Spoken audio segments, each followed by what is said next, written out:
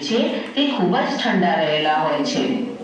આ વિસ્તારની અંદર ઘણી વિવિધતા ધરાવતી વનસ્પતિઓ અને પ્રાણીઓ આપણને જોવા મળે છે.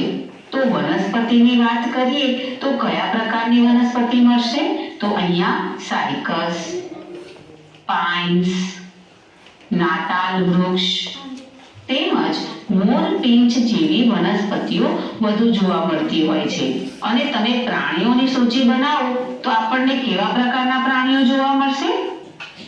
તો પર્વતીય બકરી, યાક અને હિંગ દીપડા જેવા પ્રાણીઓ આપણને આવા વિસ્તારમાં જોવા મળે છે.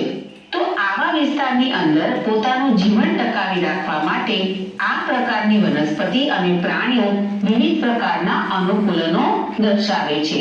તો કયા પ્રકારના અનુકૂલનો દર્શાવે છે?